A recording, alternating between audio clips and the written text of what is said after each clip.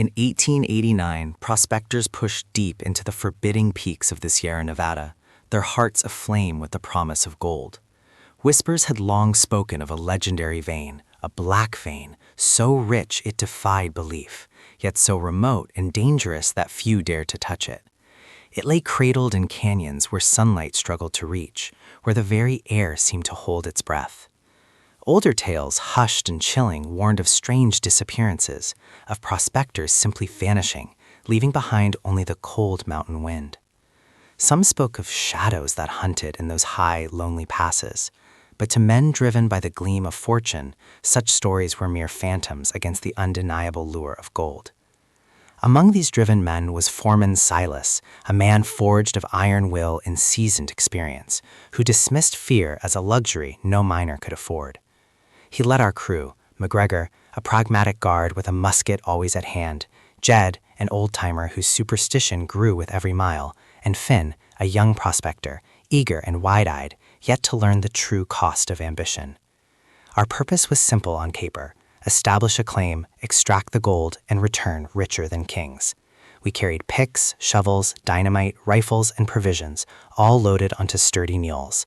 With hopeful ambition, we pushed deeper into uncharted territory, leaving behind the comforts of civilization and stepping into the raw, untamed heart of the mountains. We believed our resolve and our tools would conquer any obstacle, even the mountain's ancient secrets. Our journey began to change with the landscape. The trails narrowed, winding through increasingly deep canyons where sheer rock faces clawed at the sky. Sunlight became a memory, replaced by a perpetual twilight that clung to the dense, gnarled trees. The air grew heavy, pressing against us, and a subtle sense of unease began to permeate the expedition. The rhythmic sounds of our footsteps and the creaking of pack mules, once a comfort, now felt alien in the profound silence that had descended. There was an unnatural stillness to this place. No birds sang, no small animals darted through the undergrowth. It felt as if the very landscape was swallowing us whole, and with each step, the mountains seemed to close in, holding their breath around us. Then came the first undeniable sign that something was amiss. On the canyon floor and even along the lower rock faces, we began to discover strange, unidentifiable marks.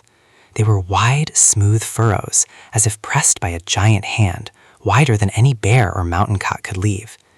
They suggested something immense had moved through, leaving behind no claw marks, only a chilling sense of colossal weight that had displaced the earth.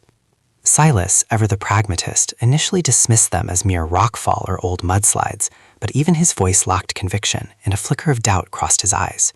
Jed, however, muttered about things that walk in darkness, his unease growing palpable, his gaze darting nervously at the shadowed walls surrounding us.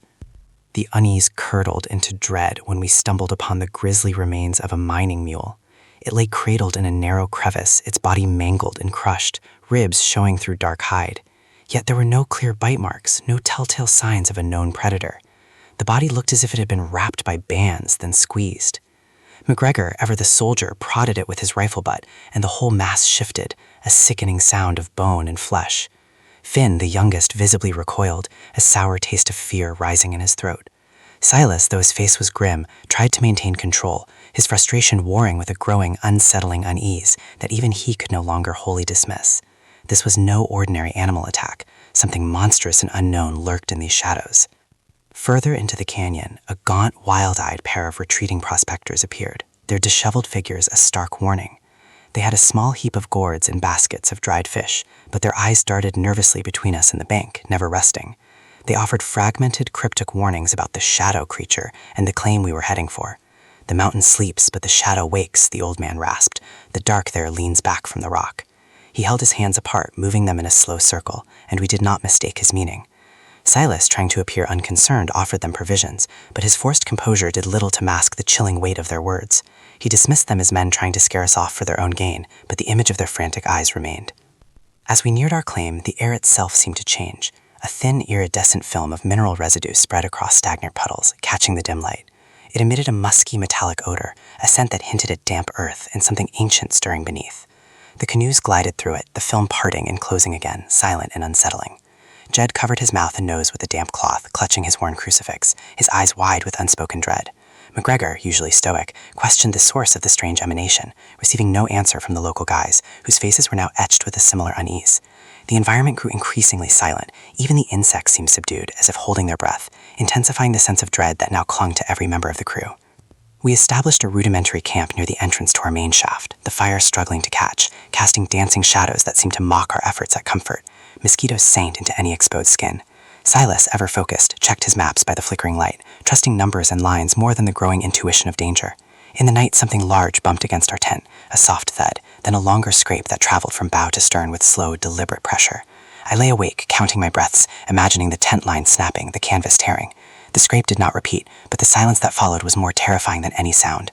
In the morning, the knots held tight, but the earth outside our shelter showed a shallow furrow, a silent confirmation of an unseen presence that had pressed against our Fleming protection. The landscape around our claim changed dramatically, as if the mountain itself was recoiling. Trees were sparse, gnarled, and clinging to life, and bare rock dominated the terrain, as if drawn back from the mine's entrance. The water in puddles deepened under the surface without showing a change in color, and the air grew heavy, thick with the musky scent.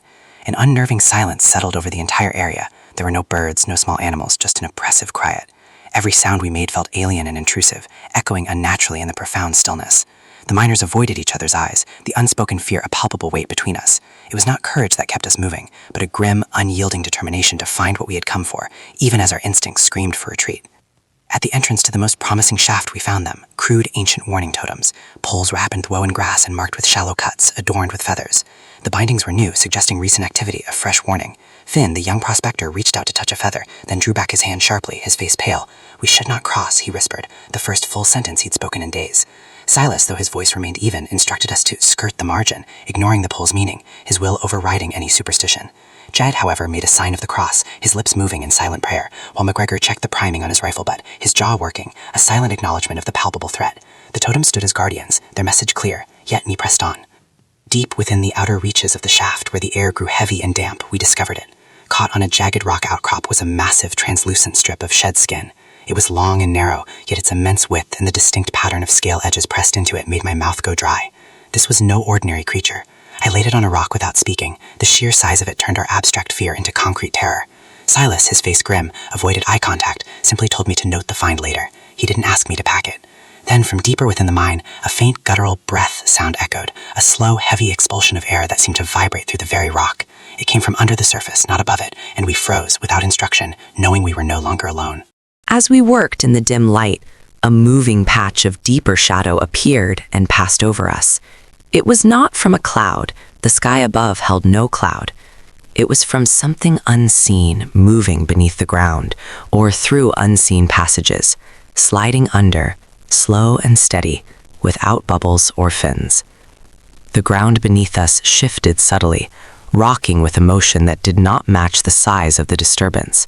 A pressure felt deep in our bones. No one spoke. We did not raise our picks. The growing realization settled over us. We had stepped into a place where the rules did not hold. Then, in the disturbed dust and loose rock, a wide V appeared, holding steady, pointing directly toward us, an undeniable sign of a colossal presence.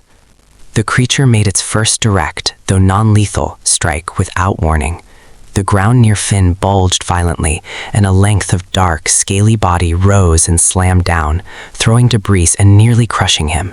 He cried out, a raw sound of terror, vanishing behind a rock formation. The impact caused a sharp crack as a support beam splintered, damaging our equipment.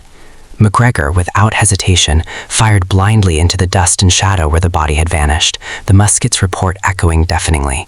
When Finn reappeared, coughing and covered in dust, blood ran from a cut on his face. He stared at the ground with primal fear, his silence now a heavy, permanent burden. The beast was no longer just a shadow. It was a tangible, destructive force. With the mine now a death trap, we retreated to a small, defensible hummock of rock and roots, attempting to repair our damaged equipment. We lifted the splintered beam onto a root fork, patching it frantically with resin and fibers. McGregor stood with his rifle half-cocked, his jaw working, eyes fixed on the surrounding ground, a silent sentinel. Jed tended to Finn, speaking of staying close, his prayers now constant murmurs. The creature's movements became more deliberate, its arcs moving in slow, even circles around our temporary refuge. They did not splash, they pressed the ground aside, letting it settle behind them, tightening with each pass, the immense pressure felt in our very bones. Then, the ground broke in 3 places at once, showing only the top line of a body. Silas gripped a rock, staring at the tightening circles, unable to call a course, paralyzed by the enormity of our predicament. A cold heat bloomed in my chest, and I heard my own quick breath, then my voice, surprising even myself. "Back in," I urged, the words breaking the heavy silence. "We cannot wait for full dark." Silas blinked, as if snapping out of a daze. He nodded once, his face grim, his voice firm. "Go, we keep close, no gaps." There was no time for argument, no room for hesitation. We loaded our remaining equipment frantically, Finn moving without protest, his young face etched with grim determination. Our target was a specific gap in the rock formations, our only hope of escape. We had to break through the creature's encirclement, moving fast and close, or we would not see another dawn. We made our desperate dash across the open ground, aiming for the distant rock formation. From the first step, the ground felt wrong, yielding beneath our boots, the picks scraping with no sound, as if the black swallowed the movement itself. The ground swelled beneath us, lifting and drifting us apart, threatening to break our fragile line. Silas hissed for us to keep line, his voice strained. The ominous presence of the creature was undeniable. We counted 3 distinct movements, then a 4th that held back, then closed the gap behind us, ensuring we were fully within its grasp. Every step was a perilous gamble, the earth itself a treacherous, living thing beneath our feet, guiding us into its trap. The creature, or perhaps creatures, employed a terrifying strategy, working to divide us without touching our small formation. It moved, 2 in line, striking at our equipment with precision. A sharp crack echoed as a critical structural support beam on one of our carts broke, the bow dipping dangerously, water pouring in fast.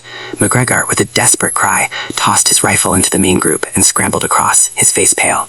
The local guides, with grim resolve, shoved the damaged equipment towards a closer rock, hoping to wedge it there as a diversion, then rejoined our main group, determined to keep formation.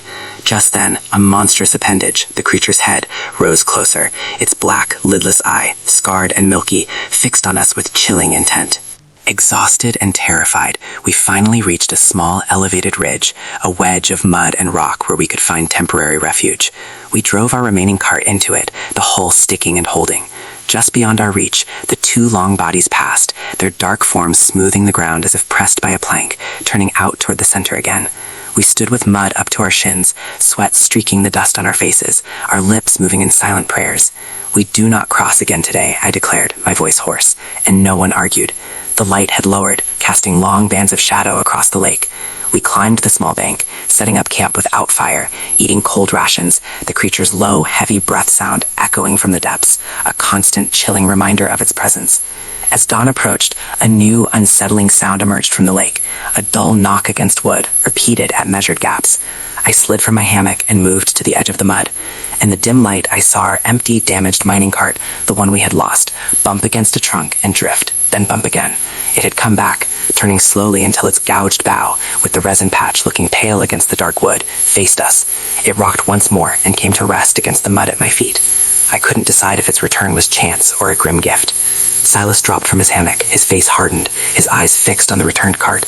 "We repair fully," he declared, his voice firm. "We plan a crossing in daylight. We make an end of this or we do not leave."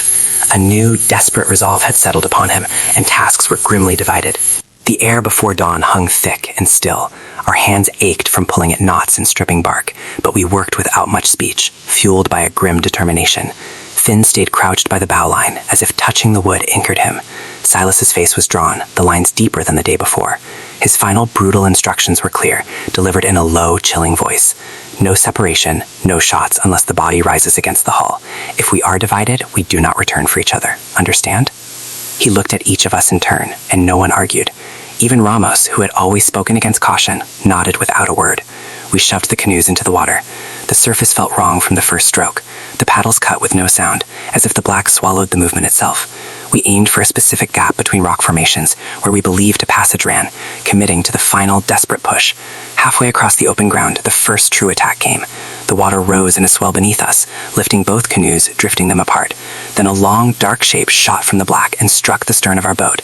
The blow threw me forward onto my knees. The hull spun half around, and water poured over the edge. Ramos fired blindly into the surface, smoke clinging to the water. A miner swung a pickaxe against the withdrawing shape, the tool striking hard and splintered. The creature's body rose once more, higher this time, showing the immense curve of its back, thicker than any trunk. The head did not show. It slid back under with the same smooth, terrifying power, leaving us to bail frantically, our hearts pounding. Another rise came, this time on the flank of the other group, pushing up and rolling its length across their side, tipping them dangerously. Finn cried out, striking the ground with his palm as if to drive it back. Then the serpent's head finally broke the surface directly between the two groups of miners, close enough that drops of fetid water struck my face. Its eyes were black and lidless, the scar over one milky and pale, fixing on us with chilling intent. The nostrils opened wide, and the breath that came out stinked of rot and fish oil.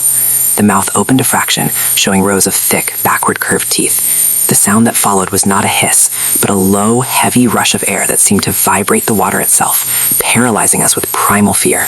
Then Silas shouted, "Stroke!" The command snapped me loose from my paralysis. We drove our paddles into the water with desperate, aching efforts, scrambling toward the channel. The serpent did not strike again. It slid back, leaving a trail of bubbles that widened and vanished. The ground grew shallower beneath us, our paddle tips scraping silt. Our arms ached with each pull, but we pushed on, driven by a primal need to escape.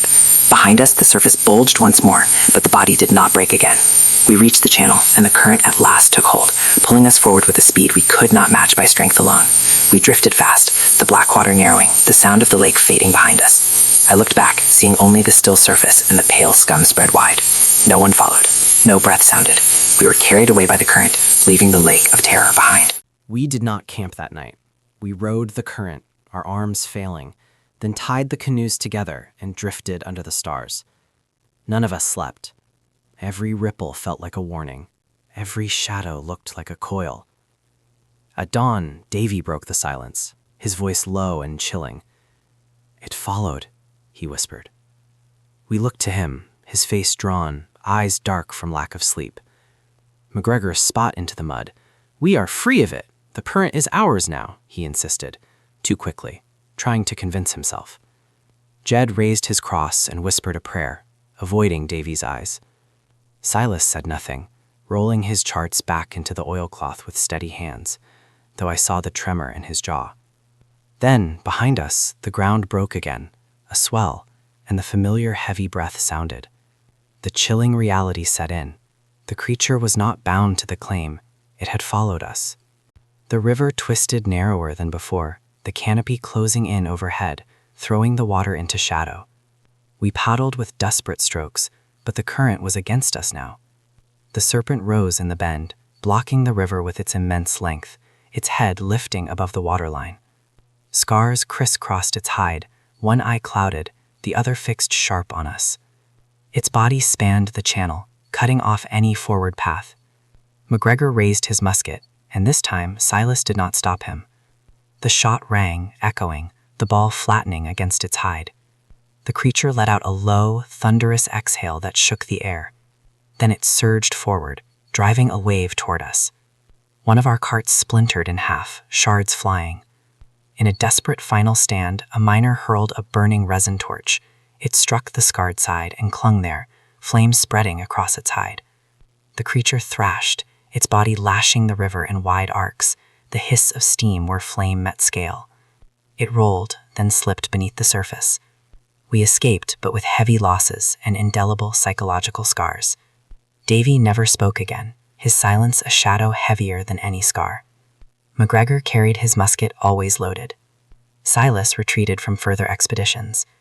And I, the narrator, remember the sound most of all, the steady breath rising from the black water, the measure of an ancient terror that made its home in our world and forever marked us.